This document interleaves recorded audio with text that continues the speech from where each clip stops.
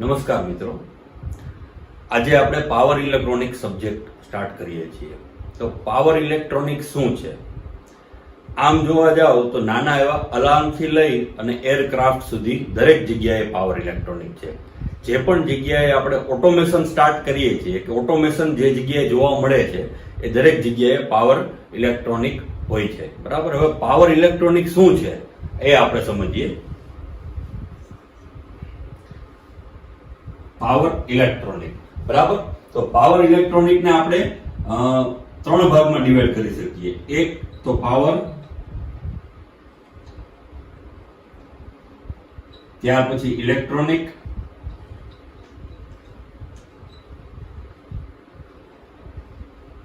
અને ત્યાર પછી ત્રીજું આવે છે કંટ્રોલ. બરાબર. તો આ રીતના પાવર ઇલેક્ટ્રોનિક ને આપણે ત્રણ ભાગમાં ડિવાઈડ કરી શકીએ છીએ: પાવર, ઇલેક્ટ્રોનિક અને કંટ્રોલ. બરાબર. તો પાવર એટલે શું? તો પાવર એટલે પહેલા તો આવે જનરેશન.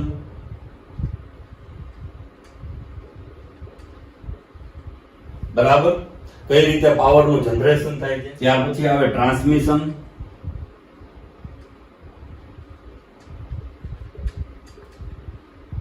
અને ત્યાર પછી આવે ડિસ્ટ્રીબ્યુશન. તો આ રીતના જે પાવર છે, પાવરને આપણે ત્રણ અલગ અલગ મોડમાં સમજી શકીએ કે કઈ રીતના જનરેશન થાય છે, ટ્રાન્સમિશન અને એનું ડિસ્ટ્રીબ્યુશન. તો આ દરેક જગ્યાએ પાવર ઇલેક્ટ્રોનિક એટલે કે એના ડિવાઇસો, એની પ્રોસેસો આવે છે. બરાબર. ત્યાર પછી આપણે જોઈએ ઇલેક્ટ્રોનિક. બરાબર. તો ઇલેક્ટ્રોનિક એટલે શું? તો કે ઇલેક્ટ્રોનિક એટલે કે જે પ્રોસેસ થી અથવા તો જે ડિવાઇસ નો યુઝ કરી અને પાવર ઇલેક્ટ્રોનિક નો યુઝ થાય છે, એટલે કે સોલિડ સ્ટેટ ડિવાઇસ.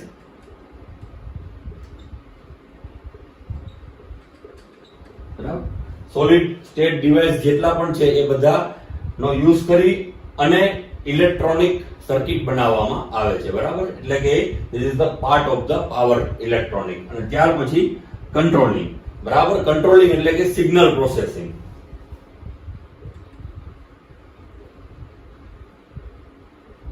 કઈ રીતના સિગ્નલ પ્રોસેસની મદદથી આનું કંટ્રોલિંગ કરવામાં આવે છે.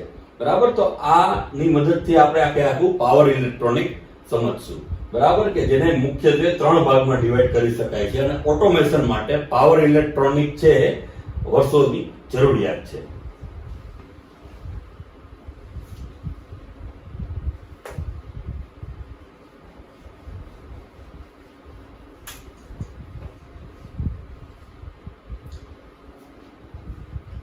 ત્યાર પછી આપણે મુખ્યત્વે પાવર ઇલેક્ટ્રોનિકમાં શું જોશું? તો કે કન્વર્ટર. બરાબર. એક એસી ટુ ડીસી કન્વર્ટર. બરાબર. કઈ રીતના એસી માંથી ડીસી માં કન્વર્ઝન થાય છે? કારણ કે મેઇનલી પાવર ઇલેક્ટ્રોનિક ની અંદર પાવરનું કન્વર્ઝન જરૂરી હોય છે. એટલે એસી ટુ ડીસી કન્વર્ઝન જોશું. ત્યાર પછી ડીસી ટુ ડીસી કન્વર્ઝન જોશું. ત્યાર પછી ડીસી ટુ એસી, અને ત્યાર પછી એસી ટુ એસી કન્વર્ઝન.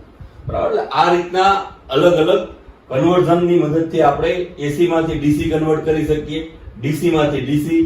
હવે અહીંયા આપણને પ્રશ્ન થાય છે કે ડીસી માંથી ડીસી અને એસી માંથી એસી એટલે શું? બરાબર. તો એમાં ફ્રીક્વન્સીનો ચેન્જ રાખવામાં આવેલો હોય છે કે જેમાં ડીસી પાવરનો જરૂરિયાત હોય પણ અલગ પ્રકારની ફ્રીક્વન્સીની જરૂરિયાત હોય તો એ એસી ની જરૂરિયાત હોય તો એ. બરાબર. એટલે આ રીતના રેક્ટિફાયર, ઇન્વર્ટર, ચોપર, બરાબર, દરેકનો આપણે પાવર ઇલેક્ટ્રોનિક ની અંદર એક્સપ્લેનેશન આવશે કે કઈ રીતના ડિવાઇસો વર્ક કરે છે.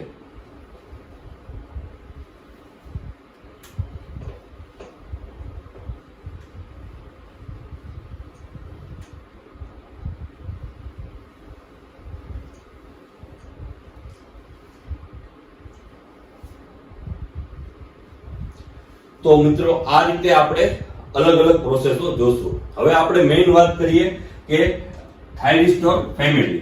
બરાબર. થાઇરિસ્ટર થાઇરિસ્ટર શું છે? શરૂઆત મિત્રો 1902 માં થઈ હતી. આપણે એવું પણ કહી શકીએ કે પાવર ઇલેક્ટ્રોનિકની જે શરૂઆત છે એ 1902 માં થઈ હતી, બરાબર. અને ત્યારે પહેલી જરૂરિયાત હતી એસી ટુ ડીસી કન્વર્ઝન, બરાબર. મર્ક્યુરીનો યુઝ કરી અને ડિઝાઇન કરવામાં આવેલું હતું કે જેમાં એસી માંથી ડીસી માં કન્વર્ઝન થઈ શકે 1902 ની અંદર, બરાબર. અને થાઇરિસ્ટર એટલે કે સેમિકન્ડક્ટર ડિવાઇસ.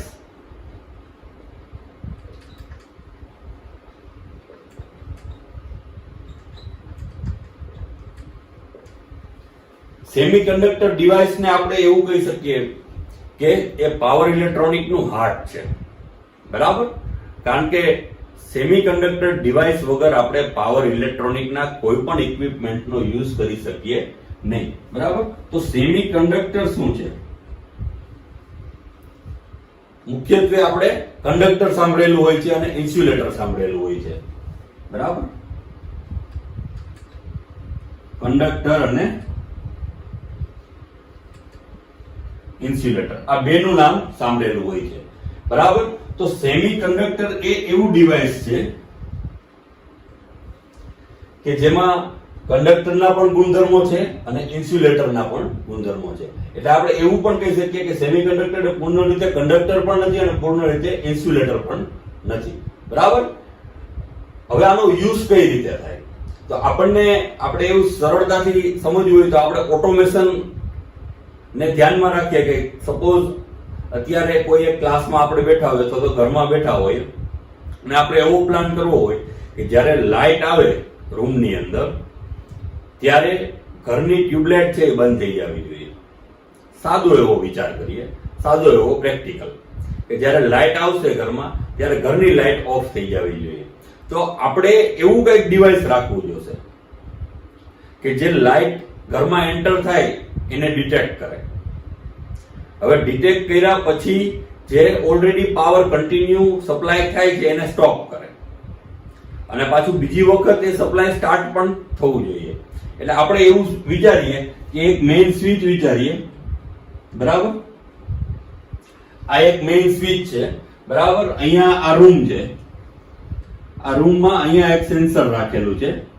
તો આ સેન્સર અને આ મેઇન સ્વિચ કે જ્યાંથી લાઇટનો સપ્લાય આપણે આપેલો છે. સપોઝ આ લેમ્પને આપણે સપ્લાય આપેલો છે. તો અહીંયા એક એવું ડિવાઇસ રાખવું પડશે કે જે આને કંટ્રોલ કરે. અહીંયાથી સિગ્નલ તો આવી જાય છે લાઇટ ડિટેક્ટ થાય એને, બરાબર. તો આ ડિવાઇસ શું કરશે કે આ સ્વિચને ઓન ઓફ કરશે, બરાબર. અને અહીંયાની સાથે જ હશે. એટલે આમ જોવા જાવ તો આપણે એક એવું ડિવાઇસ જોઈએ છે કે જે લાઇટ આવશે એટલે એક સિગ્નલ આપશે ઓફ નો, એટલે એ લેમ્પ છે એ ઓન થશે, ઓફ થશે, બરાબર. જે નોર્મલ કન્ડિશન હશે, નોર્મલી ઓપન સર્કિટ હશે તો ક્લોઝ થશે, નોર્મલી ક્લોઝ હશે તો ઓફ થશે. એટલે કે ધારો કે અહીંયા લાઇટ બહારથી લાઇટ આવે છે, બહારથી લાઇટ આવે છે તો હવે આપણે આ લાઇટને ઓફ કરવી છે. એટલે અહીંયા સિગ્નલ આપશે ઓફ નો, એટલે આ લેમ્પ ઓફ થશે. હવે લાઇટ વહી જાય છે, બરાબર. એટલે કે અંધારું થઈ જાય છે તો આ લાઇટ ઓન થાય છે. તો આ સેન્સર તો આપણે રાખી દઈએ, પણ આ સેન્સર અને મેઇન સ્વિચની વચ્ચે જે આપણે એરેન્જમેન્ટ કરવાનું હોય છે, બરાબર, એ પાવર ઇલેક્ટ્રોનિક ડિવાઇસની મદદથી આપણે કરી શકીએ છીએ. અને એ થઈ શકે છે સેમિકન્ડક્ટરની મદદથી. સેમિકન્ડક્ટર જે સિલિકોન મેક્સિમમ આપણે યુઝ કરીએ છીએ સેમિકન્ડક્ટરમાં, કે જેમાં એની અશુદ્ધિઓ એમાં જરૂરિયાત પ્રમાણે ઉમેરવામાં આવે છે અને જેના કારણે સેમિકન્ડક્ટર ડિવાઇસને આપણે મેક્સિમમ યુઝ કરી શકીએ છીએ. એટલે પાવર ઇલેક્ટ્રોનિકમાં આપણે એવું કહી શકીએ, મેં તમને વાત કરી એમ કે સેમિકન્ડક્ટર ડિવાઇસ છે એનું પાવર ઇલેક્ટ્રોનિકનું હાર્ટ છે. કે ઓટોમેશન માટે સેમિકન્ડક્ટર ડિવાઇસનો આપણે યુઝ કરી અને અલગ અલગ થાઇરિસ્ટરને આપણે બનાવી શકીએ છીએ.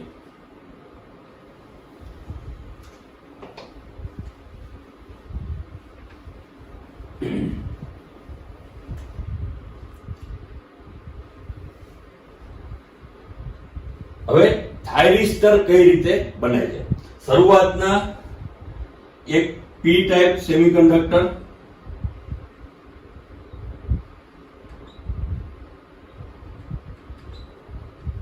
બરાબર, અને એક એન ટાઈપ સેમિકન્ડક્ટર.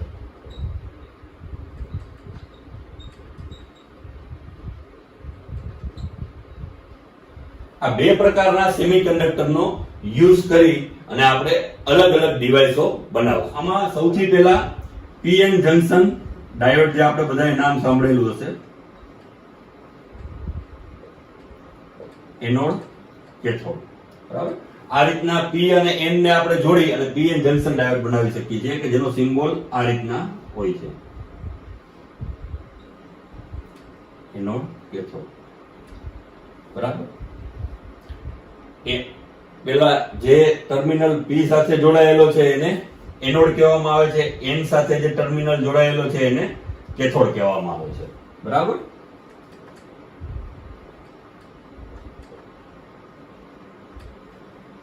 અહીંયા એ ટર્મિનલ એટલે કે એનોડ ટર્મિનલ એ પોઝિટિવ અને કેથોડ ટર્મિનલ એ નેગેટિવ હોય ત્યારે ડાયોડ વર્ક કરે છે.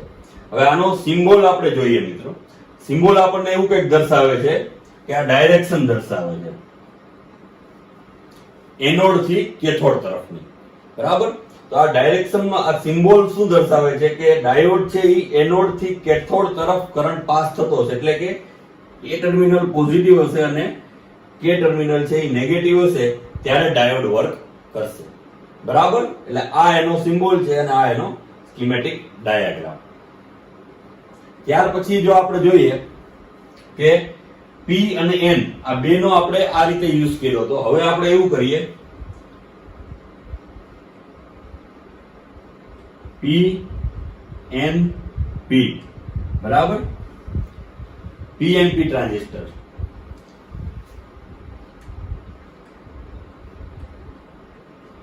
એ જ રીતના એન પી એન ટ્રાન્ઝિસ્ટર, બરાબર. એટલે આ રીતના પીએનપી અને એનપીએન ટ્રાન્ઝિસ્ટર દર્શાવવામાં આવે છે કે જેમાં એમીટર, કલેક્ટર અને બેઝ, કલેક્ટર અને બેઝ, એમીટર, આ કલેક્ટર અને આ બેઝ, બરાબર. પીએનપી અને એનપીએન ટ્રાન્ઝિસ્ટર. હવે આપણે જોઈએ કે આનો સિમ્બોલ કઈ રીતના થાય છે.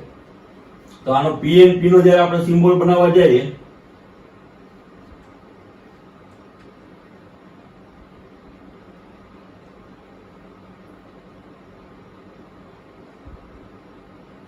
આ બેઝ અને આ કલેક્ટર, બરાબર. એનપીએન નો સિમ્બોલ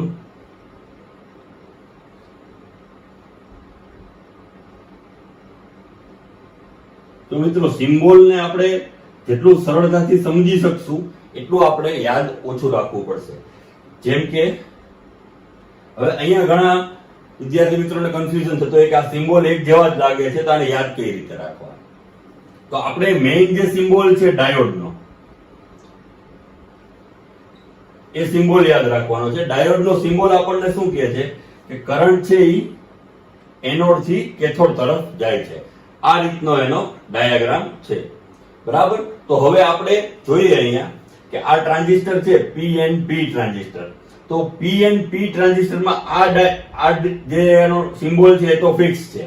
હવે વાત આવે છે કે એરો ક્યાં આવે છે, બરાબર. તો એરો હંમેશા પીએન દર્શાવે છે આપણને, પી થી એન તરફ. એટલે કે અહીંયા આપણે વાત કરીએ કે પી થી એન એટલે કે આમ, એટલે કે પેલા ડિવાઇસમાંથી એમીટર માંથી બેઝ, પી થી એન એટલે આ એરો આ સાઈડ અંદરની સાઈડ આવે છે. હવે આપણે એનપીએન ટ્રાન્ઝિસ્ટર ની વાત કરીએ તો એનપીએન માં પીએન ક્યાં થાય છે તો કે આ બેઝ થી કલેક્ટર, પી થી એન, બરાબર. એટલે કે બેઝ થી કલેક્ટર એટલે કે આ ડાયરેક્શનમાં. એટલે આ એકદમ સિમ્પલ અને ટેકનિકલ અને સિમ્પટમ આપણે યાદ રાખી શકીએ એ પ્રકારની સિસ્ટમ છે કે જેમાં આપણે એનો સિમ્બોલ યાદ રાખી શકીએ, બરાબર. તો આ થયા એના મેઇન ડાયોડ, જે સૌથી પહેલો ડાયોડ છે પીએન ડાયોડ, અને પછી પીએનપી અને એનપીએન ટ્રાન્ઝિસ્ટર અથવા તો બીજેટી પણ આને કહેવાય છે કે બાય જંક્શનલ ટ્રાન્ઝિસ્ટર. તો મિત્રો આપણે જે જોયું કે ડાયોડ અને પીએનપી અને એનપીએન ટ્રાન્ઝિસ્ટર. તો હવે આપણે એનો યુઝ કરીને આપણે એસસીઆર ને સમજીએ, સિલિકોન કંટ્રોલ રેક્ટિફાયર, એસસીઆર. આમ જોવા જાવ તો આનું નામ છે સિલિકોન કંટ્રોલ રેક્ટિફાયર, પણ આને જનરલી થાઇરિસ્ટર તરીકે ઓળખવામાં આવે છે.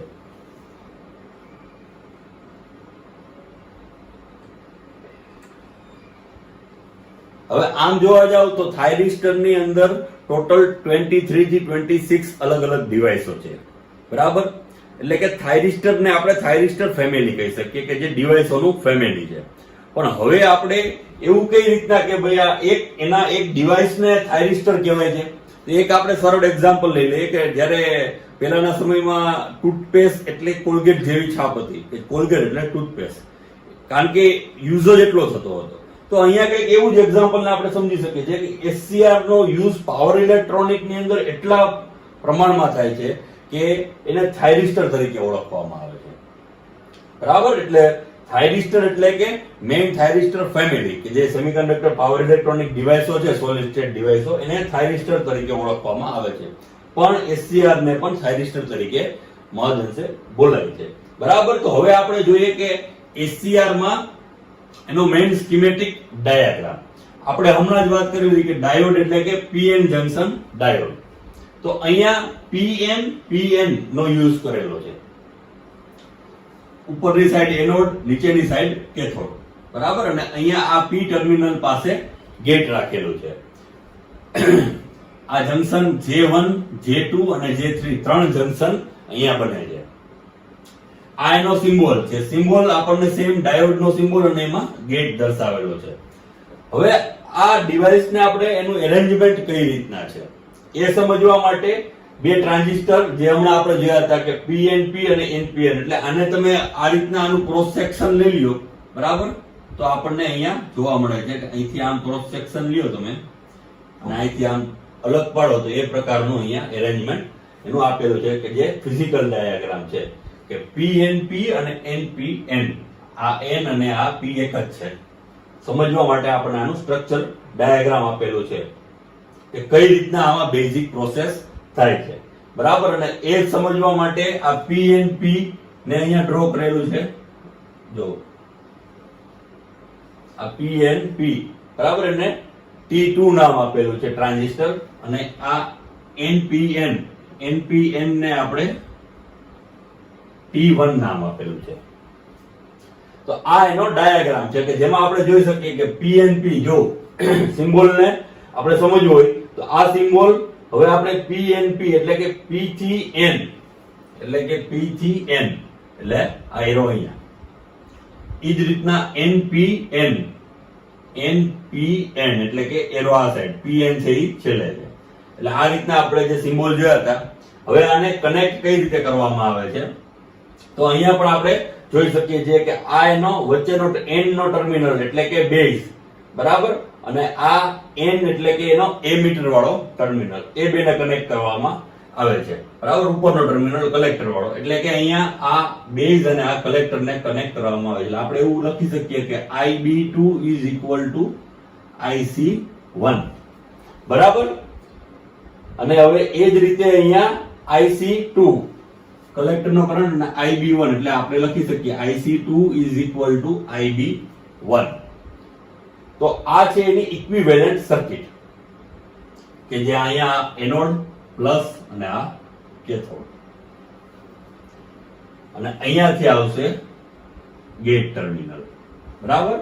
એટલે કે આ સ્કીમેટિક ડાયાગ્રામ ઇક્વિવેલન્ટ સર્કિટને આપણે એવી રીતના સમજીએ કે જે બે NPN અને એક PNP અને એક NPN ટ્રાન્ઝિસ્ટર એ રીતના બે BJT નો યુઝ કરી અને આપણે SCR ને ડિઝાઇન કરેલું છે, સિલિકોન કંટ્રોલ રેક્ટિફાયર. અને એક પ્રકારની સ્વિચ પણ કહેવાય, ઓટોમેટિક ડિવાઇસ પણ કહેવાય, થાઇરિસ્ટર પણ કહેવાય, ઘણા બધા નામ છે. એની ઉપયોગિતા એટલી બધી વિશાળ છે, વર્સેટાઇલ ડિવાઇસ પણ આપણે કહી શકીએ કે મેક્સિમમ એ આપણને આ યુઝ થાય છે. તો હવે આ થાઇરિસ્ટરને આપણે એના ફંક્શન વિશે સમજવા જાય કે કઈ રીતના એનું ફંક્શન વર્ક કરે છે.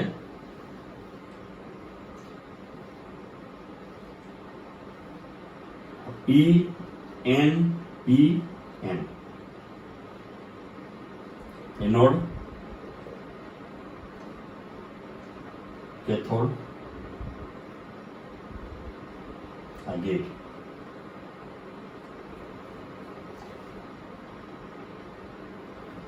હવે આને આપણે તે વાત કરી હતી જંકશન J1, આ જંકશન J2 ને આ જંકશન J3. હવે જ્યારે આપણે આને સપ્લાય આપીએ છીએ, ધારો કે આપણે અહીંયા આને સપ્લાય આ રીતના આપીએ છીએ, આ બેટરીનો પોઝિટિવ છેડો, આ નેગેટિવ છેડો, એનોડ અને આ કેથોડ નેગેટિવ. આ રીતે જ્યારે આપણે આને સપ્લાય આપીએ છીએ ત્યારે કરંટ જે પાસ થાય છે એ જંકશન J1 માંથી આ રીતે પાસ થશે P થી N માં, પછી J3 છે તો એમાં પણ P થી N બને છે. તો બેઝિક જે ફંક્શન છે ડાયોડ નું કે એના સિમ્બોલ પ્રમાણે કે કરંટ છે એ P થી N માંથી પાસ થશે. તો અહીંયા જે જંકશન J2 છે એ NP કન્ડિશનમાં છે, ઉપરથી નીચે આપણે જોઈએ તો NP એટલે કે રિવર્સ બાયસ કન્ડિશનમાં છે. એટલે જ્યારે સપ્લાય આપણે ફોરવર્ડ બાયસ આપેલું છે, સપ્લાયમાં એનોડ છે ઈ પોઝિટિવ છે, ત્યારે જંકશન J1 છે ઈ ફોરવર્ડ બાયસ કન્ડિશનમાં જોવા મળે છે અને જંકશન J3 છે એ પણ ફોરવર્ડ બાયસ કન્ડિશનમાં જોવા મળે છે. જ્યારે જંકશન J2 છે એ રિવર્સ બાયસ કન્ડિશનમાં જોવા મળે છે. હવે આપણે આનાથી થોડું ઉલટું વિચારીએ કે આપણે સપ્લાયને ચેન્જ કરીએ, આને નેગેટિવ કરીએ, આ પોઝિટિવ કરીએ,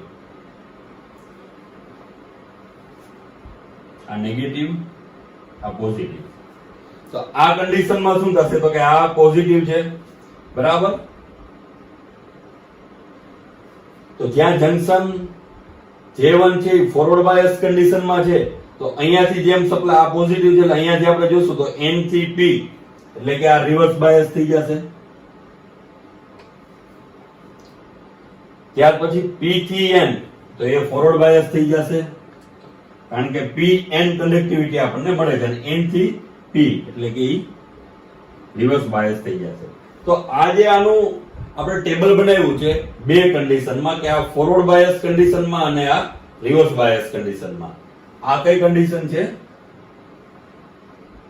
આ SCR ની ફોરવર્ડ બાયસ કન્ડિશન. અને આ કઈ કન્ડિશન છે? SCR ની રિવર્સ બાયસ કન્ડિશન. તો હવે આ બેને આપણે શું કામે સમજીએ છીએ? કારણ કે જ્યારે આપણે ઓપરેશન કરીએ છીએ આ ડિવાઇસને જે આપણે યુઝ કર્યું નથી, અત્યારે આપણે આની ફોરવર્ડ બાયસ અને રિવર્સ બાયસ કેરેક્ટરિસ્ટિક, અને આપણે શું કહી શકીએ ફોરવર્ડ કેરેક્ટરિસ્ટિક અને reverse characteristic.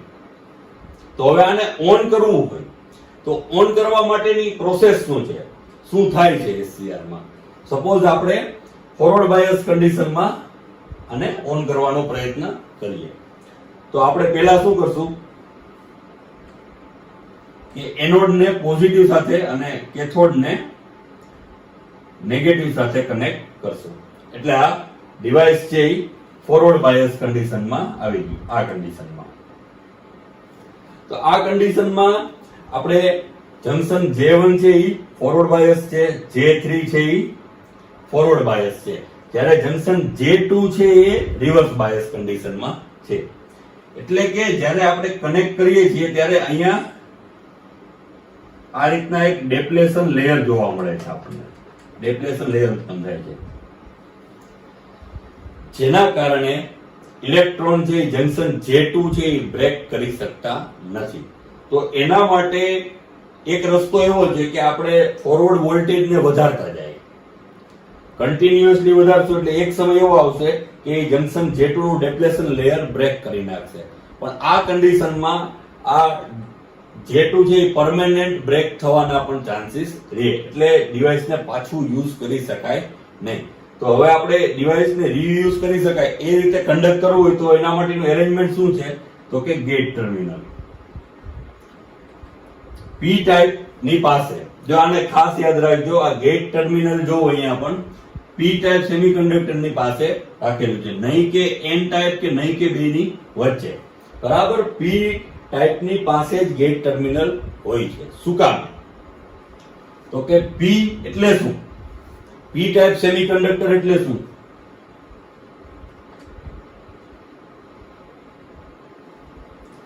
P type semiconductor એટલે કે જેમાં મેજોરિટી હોલ્સ છે, બરાબર.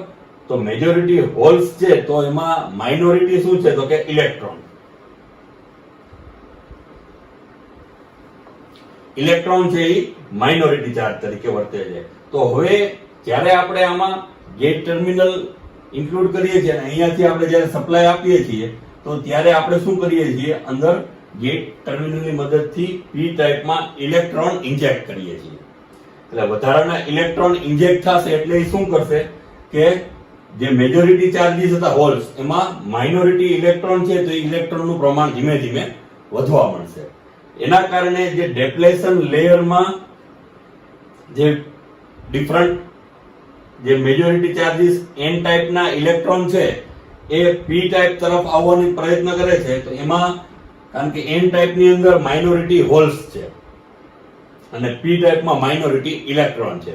તો પી ટાઈપમાં માઇનોરિટી ઇલેક્ટ્રોનનું પ્રમાણ વધારવા માંડે એટલે આ ઇલેક્ટ્રોન છે એ અહીંયાથી જમ્પ કરવા માંડશે, બરાબર. અને જેમ જેમ ઇલેક્ટ્રોન જમ્પ કરવા માંડશે એમ જંકશન જેટનું ડેપ્લેશન લેયર ધીમે ધીમે ઘટતું જશે અને એક સમય એવો આવશે કે આપણને કન્ડક્શન મળી જશે, બરાબર. તો હવે આ પ્રોસેસ કઈ રીતે થાય છે તો એ આપણે એની વીઆઈ કેરેક્ટરિસ્ટિક જોઈએ કે કઈ રીતના આખું ફંક્શન વર્ક કરે છે અને વીઆઈ કેરેક્ટરિસ્ટિકની મદદથી આપણને એ પણ જોવા મળશે કે કઈ રીતના ડિવાઇસ કન્ડક્ટ થાય છે. તો અહીંયા આની વીઆઈ કેરેક્ટરિસ્ટિક એસસીઆર ની આપણને દર્શાવેલી છે, જેમાં આ કરંટ દર્શાવે છે અને આ વોલ્ટેજ દર્શાવે છે. એક્સ અક્ષ ઉપર આપણે વોલ્ટેજ આપેલું છે અને વાય અક્ષ ઉપર આપણને કરંટ દર્શાવેલો છે. તો હવે આપણે સ્ટાર્ટિંગ થી શરૂઆત કરીએ કે આના ચાર રિજિયન ક્યાં ક્યાં છે. તો આ છે ફોરવર્ડ વોલ્ટેજ રિજિયન અને આ રિવર્સ વોલ્ટેજ રિજિયન. એ જ રીતના આ છે ફોરવર્ડ કરંટ અને આ છે રિવર્સ કરંટ. એટલે આ એક્સ એક્સિસ અને વાય એક્સિસ માં જે પ્રકારનું પ્લોટિંગ થયું છે એની ચર્ચા કરીએ છીએ. હવે આપણને આ ગ્રાફ શું દર્શાવે છે તો કે અહીંયા ધીમે ધીમે વોલ્ટેજ વધે છે, બરાબર. આ વોલ્ટેજ ધીમે ધીમે આ સપ્લાયને વધારીએ છીએ તો એ રીતે અહીંયા વોલ્ટેજમાં સ્લાઇટલી વધારો થાય છે, બરાબર. હવે આપણે એને ચાર ભાગમાં ડિવાઈડ કરીએ છીએ. એક અહીંયાથી જો કન્ડક્શન થાય, બીજું અહીંયા, ત્રીજું અહીંયા અને ચોથું અહીંયા. એટલે પેલું જે છે એને IG3 કીધું છે. IG3, G2, IG1 અને IG0 શું છે તો કે IG એટલે કે ગેટ કરંટ. IG શું છે? આ ગેટમાંથી પાસ થતો કરંટ, IG ગેટ કરંટ. તો હવે આપણે ગેટ કરંટ ની વાત કરવામાં આવે છે કારણ કે જ્યારે આપણે પહેલા વાત કરી હતી કે જો આપણે ડાયરેક્ટ વોલ્ટેજ વધારીએ ગેટ કરંટ 0 હોય ત્યારે, એટલે કે એનોડ અને કેથોડ નેટ સપ્લાય આપીએ છીએ, ગેટ કરંટને આપણે સિગ્નલ આપતા નથી. તો એ કન્ડિશનમાં આપણને જંકશન J2 માં ડિપ્લેશન લેયર બ્રેક તો થશે પણ ડિવાઇસને રીયુઝ કરી શકવામાં શક્યતાઓ ઘટી જશે. તો એ કન્ડિશન છે ઈ IG0, બરાબર, કે જ્યાં ગેટ કરંટ છે ઈ 0 છે. અહીંયા આ જે લાસ્ટમાં દર્શાવેલું છે કે જ્યાં ગેટ કરંટ 0 છે એનો મતલબ કે આપણે ગેટ ટર્મિનલને સિગ્નલ આપતા નથી, ડાયરેક્ટ એનોડ અને કેથોડને સપ્લાય આપીએ છીએ અને જંકશન બ્રેક થાય છે. તો એ કન્ડિશનમાં આપણને ગ્રાફ કંઈક આ રીતના મળશે, અહીંયાથી અહીંયા સુધી અને ત્યાંથી હવે સીધો અહીંયા ગ્રાફ આવી જાય છે અને કરંટમાં વધારો થાય છે. આ લાઈન મિત્રો આપણે કન્ટિન્યુટીમાં દર્શાવેલી નથી. જો આ ખાસ ધ્યાન રાખવાનું, આ લાઈન છે કન્ટિન્યુ નહીં આવે કારણ કે આ પ્રોસેસ એટલી ઇન્સ્ટન્ટ છે કે એને કન્ટિન્યુટી આપણે દર્શાવી શકીએ નહીં, બરાબર. અહીંયાથી ભલે અહીંયાથી આવે જ છે પણ છતાં પણ એને ટેકનિકલી ડોટેડ એટલે દર્શાવવામાં આવે છે કે એનું ટાઈમ એલાપ્સ દર્શાવે છે કે જે પ્રોસેસ છે ખૂબ જ ફાસ્ટ છે, અહીંયાથી ડાયરેક્ટ અહીંયા આવી જાય છે સિગ્નલ. એટલે આ કન્ડિશનમાં શું થાય છે કે એનો કરંટ સીધો વધવા માંડે છે. તો આપણને ખ્યાલ કઈ રીતના પડશે કે આપણે જ્યારે એસસીઆર નો કોઈ પ્રેક્ટિકલ કરતા હશું તો એ પ્રેક્ટિકલમાં આપણને એસસીઆર ઓન થયું છે કઈ રીતના ખ્યાલ પડશે કે આપણે ધીમે ધીમે વોલ્ટેજ વધારીએ છીએ. જેમ કે અહીંયા આ વોલ્ટેજમાં સ્લાઇટલી આપણે વધારો કરીએ છીએ એનોડ કેથોડની એક્રોસ. તો આ કન્ડિશનમાં એક પરિસ્થિતિ એવી આવશે કે આપણે એની એક્રોસ વોલ્ટેજ પણ મેઝર કરતા હશું અને કરંટ પણ મેઝર કરતા હશું. એટલે અહીંયા સુધીની જે કન્ડિશન છે આ અહીંયા સુધીની કન્ડિશનમાં શું થાય છે કે વોલ્ટેજમાં ધીમે ધીમે વધારો થાય છે. એટલે આપણને વોલ્ટમીટર છે એ વધારો દર્શાવતું હશે. જ્યારે કરંટમાં તમે જોઈ શકો છો અહીંયાથી અહીંયા સુધીમાં કરંટમાં આટલો જ વધારો થયો છે. એટલે કરંટમાં માઇનોર એટલે કે નહીવો વધારો થતો હશે. એટલે આપણે એક બાજુ વોલ્ટ મીટર અને કરંટ મીટર બંને રાખેલા છે એ મીટર, તો આપણને એ મીટરમાં બહુ વધારે ચેન્જીસ જોવા મળશે નહીં. ક્યાં સુધી? કે જ્યાં સુધી એસસીઆર ઓન નહીં હોય ત્યાં સુધી. જેવું એસસીઆર ઓન થશે, બરાબર, એટલે આપણે એ પણ જોવા મળે છે કે એના વોલ્ટેજ છે એ 0 થઈ જાય છે, ઓલમોસ્ટ 0 પોઈન્ટ સમથિંગ. જો અહીંયા સુધીના વોલ્ટેજ હતા, જેવું એસસીઆર ઓન થયું, અહીંયાથી જે આ પ્રોસેસ છે એસસીઆર ની ઓન ની પ્રોસેસ છે, એટલે જેવું એસસીઆર ઓન થયું એવા એના વોલ્ટેજ થઈ ગયા 0 પોઈન્ટ સમથિંગ, અને કરંટમાં સીધો ડ્રાસ્ટિક વધારો થવા માંડે છે. તો આ રીતના આપણને પ્રેક્ટિકલ જ્યારે આપણે કરતા હશું ત્યારે આપણને જોવા મળશે કે ક્યારે એસસીઆર ઓન થયું, કે જ્યારે એનો કરંટ છે એ ડ્રાસ્ટિકલી એટલે કે ઝડપથી વધવા માંડે અને વોલ્ટેજ છે એકાએક 0 ની આસપાસ આવી જાય છે, ત્યારે આપણને ખ્યાલ પડે કે એસસીઆર છે એ ઓન થઈ ગયું છે. પણ આ કન્ડિશન એટલે કે જ્યારે ગેટ કરંટ છે એ 0 છે, એ કન્ડિશનની અંદર આ ગેટ કરંટ 0 છે એ કન્ડિશનની અંદર અહીંયાથી જે સપ્લાય આપણે આપીએ છીએ એ ખૂબ જ વધારે હાઈ વોલ્ટેજ આવે છે અને જે જંકશન J2 ને પરમેનન્ટલી ડેમેજ કરી શકે છે, બરાબર. એટલે આ પ્રોસેસ છે એ પ્રિફરેબલ નથી. શું કામ? એટલે જ એને VBO કીધું છે. જો break over voltage, break over voltage એટલે કે અહીંયા એસસીઆર બ્રેક થવાની શક્યતા છે, જંકશનને બ્રેક ઓવર વોલ્ટેજ કીધું છે કે આને બ્રેક કરીને જાય છે. એના લીધે શું થશે કે જે આપણે અહીંયા આપણે સમજ્યા હતા કે ફોરવર્ડ કેરેક્ટરિસ્ટિક અને રિવર્સ કેરેક્ટરિસ્ટિક આ એસસીઆર ની, કે જે ડિફોલ્ટ એસસીઆર આપણે નવો લઈ આવીએ છીએ ત્યારે જે એની કેરેક્ટરિસ્ટિક છે એની ચર્ચા કરવામાં આવી છે કે જ્યારે નવો એસસીઆર હોય ત્યારે એની ફોરવર્ડ કેરેક્ટરિસ્ટિક આવી હોવી જોઈએ. એટલે કે જ્યારે ફોરવર્ડ બાયસ એટલે કે એનોડ પોઝિટિવ રાખવામાં આવે છે એ કન્ડિશનમાં જંકશન J1 અને J3 બે ફોરવર્ડ બાયસ કન્ડિશનમાં હોય અને J2 રિવર્સ બાયસ. આ એની ફોરવર્ડ કેરેક્ટરિસ્ટિક છે. અને રિવર્સ કેરેક્ટરિસ્ટિક કેવી હોવી જોઈએ કે જ્યારે એનોડને નેગેટિવ રાખવામાં આવે ત્યારે જંકશન J1 અને J3 છે એ રિવર્સ બાયસ મારી અને J2 છે એ ફોરવર્ડ બાયસ મારી.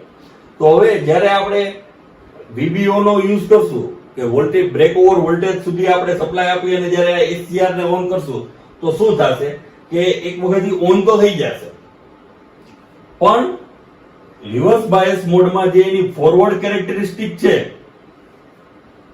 એ પણ બ્રેક થઈ જશે. અને બીજી વાત કે જ્યારે બીજી વખત એને રિવર્સ બાયસ કરવાનું હોય છે, જ્યારે પાછું તમે એને ઓન કરશો તો ત્યારે એનું રિવર્સ બાયસની જે કેરેક્ટરિસ્ટિક છે ફોરવર્ડ કન્ડિશનમાં એ પણ રહી નહીં હોય. એટલે કે ગેટ સિગ્નલની જરૂરિયાત પડશે નહીં. એટલે કે આ ડિવાઇસ ડાયરેક્ટ થઈ જશે, કે ગેટ સિગ્નલની મદદથી જે કંટ્રોલિંગ થાય છે એ થશે નહીં. અને રિવર્સ બાયસ આ જંકશન J2 બ્રેક થઈ ગયું હશે એટલે જંકશન જ્યારે રિવર્સ બાયસ કન્ડિશન કરશું ત્યારે આ ફોરવર્ડ કેરેક્ટરિસ્ટિક વર્ક નહીં કરે, કારણ કે જંકશન J2 બ્રેક થઈ ગયું છે. એટલે એ કન્ડિશનમાં આ બંને ફેલ થઈ જશે. તો આને આપણે રીયુઝ કહેવાય કે જે આપણે ડિવાઇસને ઓફ કર્યા પછી પાછું યુઝ કરી શકીએ. તો એના માટે આપણે કયા ફેક્ટર ધ્યાનમાં રાખવા પડે તો એ આપણે અહીંયા ધ્યાનમાં રાખવું પડે કે જો આપણે ગેટ સિગ્નલ આપ્યા વગર એસસીઆર ને ઓન કરશું એટલે કે બ્રેક ઓવર વોલ્ટેજ તો જંકશન J2 પરમેનન્ટ ડેમેજ થશે, જેના કારણે ફોરવર્ડ કેરેક્ટરિસ્ટિક ફોરવર્ડ બાયસ કન્ડિશનમાં એનું જંકશન J2 નું રિવર્સ બાયસ મોડ છે એ ચાલશે નહીં. અને એ જ રીતે રિવર્સ બાયસ કન્ડિશનમાં એટલે કે એનોડ નેગેટિવ હોય એ કન્ડિશનમાં જંકશન J2 નું ફોરવર્ડ બાયસ જે મોડ છે એ ચાલશે નહીં. તો હવે એની ડિવાઇસને રીયુઝ કરી શકાય એ કન્ડિશનમાં આપણે ચલાવવું હોય તો આપણે શું કરવું પડશે? તો આપણે મિત્રો ગેટ સિગ્નલનો યુઝ કરવો પડશે. તો અહીંયા આપણને ડિફરન્ટ ગેટ સિગ્નલ આપેલા છે. શરૂઆતમાં ઇનિશિયલી આપણને આ ગેટ સિગ્નલ આપેલું છે, ધારો કે IG3. તો IG3 છે એ ગેટ સિગ્નલ વધારે છે. તો એ કન્ડિશનમાં શું થશે કે સપોઝ અહીંયા વોલ્ટેજ ખૂબ જ ઓછો છે, સપોઝ અહીંયા વોલ્ટેજ આપવામાં આવે છે 10 વોલ્ટ. હવે 10 વોલ્ટે આપણે એસસીઆર ને ઓન કરવું છે. અત્યારે આપણે 10 વોલ્ટ સપ્લાય આપ્યા છે એટલે આપણને વોલ્ટ મીટર છે એ 10 વોલ્ટ બતાડે છે, જ્યારે મલ્ટીમીટર એમીટર કરંટ છે એ આપણને 0 ની આસપાસ બતાડે છે. એટલે આપણને ખ્યાલ પડી ગયો કે હજી એસસીઆર ઓન થયું નથી. હવે આપણે 10 વોલ્ટેજ એસસીઆર ને ઓન કરવું હોય તો શું કરવું પડશે? તો આપણે ગેટ સિગ્નલમાં કરંટ પાસ કરવો પડશે. તો જેમ આપણે કરંટ વધારશું એમ આપણને એસસીઆર ઝડપથી, એટલે કે આ કન્ડિશનને આપણે 10 વોલ્ટ કહીએ તો અહીંયા આપણે એક ગેટ સિગ્નલ વધારે ગેટ સિગ્નલ આપશું એટલે એસસીઆર સીધું અહીંયાથી ઓન થઈ જશે. એટલે આ આપણને ડોટેડ ગ્રાફ એ દર્શાવેલો છે કે સીધું ત્યાંથી ઓન થઈ જાય છે. હવે આપણે બીજો કેસ લઈએ કે ધારો કે આપણે 15 વોલ્ટે એસસીઆર ને ઓન કરવું છે. એટલે આપણે 10 વોલ્ટેથી અહીંયા આવી ગયા છીએ આ 15 વોલ્ટ. ધારો તો 15 વોલ્ટે આપણે પાછો ગેટ સિગ્નલ આપવો પડશે, બરાબર? તો આ જે ગેટ સિગ્નલ ગેટ કરંટ આપણે આપશું એ પહેલાના ગેટ કરંટ કરતા કેવો હશે? ઓછો, બરાબર? કારણ કે વોલ્ટેજ વધી ગયા છે એટલે કે આ Ig3 છે એના કરતા Ig2 ની કિંમત ઓછી હશે. એટલે એ આપણને અહીંયાથી કંડક્શન જોવા મળશે. એ જ રીતના Ig1 સપોઝ આપણે 20 વોલ્ટે ઓન કરવું છે તો 20 વોલ્ટ આપ્યા પછી આપણે ગેટ કરંટ નું પ્રમાણ છે એ Ig2 કરતા ઓછું હશે, બરાબર? Ig1 એટલે કે એ આપણને અહીંયાથી કંડક્ટ થશે. એટલે આ રીતના આપણે અલગ અલગ ગેટ કરંટની વેલ્યુ દર્શાવેલી છે. એટલે સ્વાભાવિક છે કે જેમ ગેટ કરંટની કિંમત ઘટાડવી હોય, ઓછો ગેટ કરંટ આપણે આપવો હોય તો આપણે વોલ્ટેજ વધારવા પડે. અને એ પણ અહીંયા પણ જોવા મળે છે કે ઘટાડતા ગેટ કરંટની વેલ્યુ જ્યારે 0 થઈ જાય છે ત્યારે વોલ્ટેજ છે એ હાઈ હોય છે, બરાબર? અને આપણે એને રિવર્સ સમજવું હોય તો જેમ આપણે વોલ્ટેજ ઓછો આપવો હોય તો આપણે ગેટ કરંટની વેલ્યુ વધારવી પડે.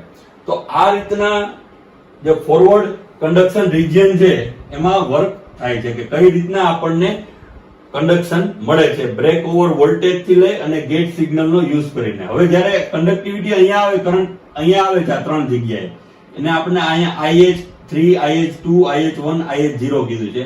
આ IH એટલે શું? તો કે હોલ્ડિંગ કરંટ, બરાબર? હોલ્ડિંગ કરંટ એટલે શું?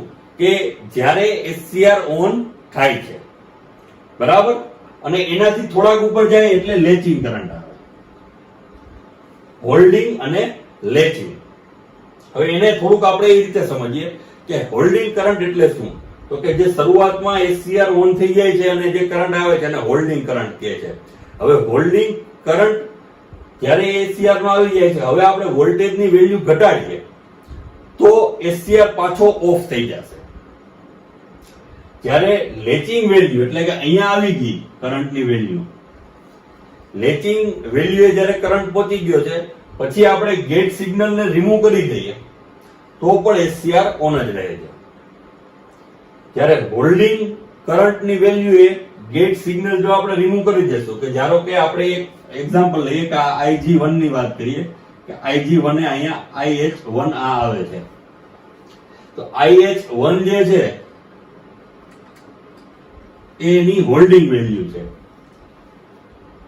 આ કન્ડિશને આ વોલ્ટેજ એની હોલ્ડિંગ વેલ્યુ છે IH1. હવે એ કન્ડિશને આપણે ગેટ સિગ્નલને રિમૂવ કરી દઈએ તો એસસીઆર છે એ પાછો પુનઃસ્થિતિમાં ઓફ થઈ જશે. પણ જો આપણે એની વેલ્યુ હજી વધારીએ છીએ, થોડીક વેલ્યુ વધારતા કરંટની વેલ્યુ અહીંયા સુધી પહોંચી ગઈ, લેચિંગ વેલ્યુ સુધી. એટલે કે કરંટની વેલ્યુ થોડીક વધી ગઈ અને લેચિંગ સુધી પહોંચી ગઈ. લેચિંગ એટલે શું? તો કે હોલ્ડિંગ પછી કરંટની વેલ્યુ વધે છે અને એક એવી વેલ્યુ એ પહોંચે છે કે જ્યારે આપણે ગેટ સિગ્નલને રિમૂવ કરીએ છીએ, બરાબર, ગેટ સિગ્નલ સર્કિટમાં આપેલું એને આપણે રિમૂવ કરી નાખીએ અને છતાં પણ જો એસસીઆર ઓન રહેતો હોય તો એને લેચિંગ વેલ્યુ કહેવાય. એટલે જ્યારે આપણે એસસીઆર નો પ્રેક્ટિકલ કરતા હોઈએ છીએ તો એ આપણે કઈ રીતના કરીએ છીએ કે આપણે કનેક્ટ કરીએ છીએ અને એક વેલ્યુ કરંટની માપીએ છીએ. જ્યારે એસસીઆર ઓન થયો એટલે કે આ કન્ડિશનમાં આપણે કરંટની વેલ્યુ જોઈએ છે. હવે એ કરંટ આપણને મળ્યો હોલ્ડિંગ છે કે લેચિંગ, એ કઈ રીતે ખ્યાલ પડશે? કે અહીંયા આ એસસીઆર ઓન તો થઈ ગયો એટલે આપણને કરંટ મળી જશે, કરંટની વેલ્યુ સમથિંગ આપણને બતાવશે. તો હવે એ કરંટ છે હોલ્ડિંગ કરંટ છે કે લેચિંગ કરંટ, એ આપણને કઈ રીતે ખ્યાલ પડશે? કે જ્યારે આપણે ગેટ સિગ્નલને રિમૂવ કરશું. જો ગેટ સિગ્નલ રિમૂવ કરશું અને એસસીઆર ઓન જ રહેશે એનો મતલબ કે કરંટ છે એ લેચિંગ એ પહોંચી ગયો છે, લેચિંગ ક્રોસ કરી ગયો છે. તો આપણે પાછી વેલ્યુ એની ઘટાડશું.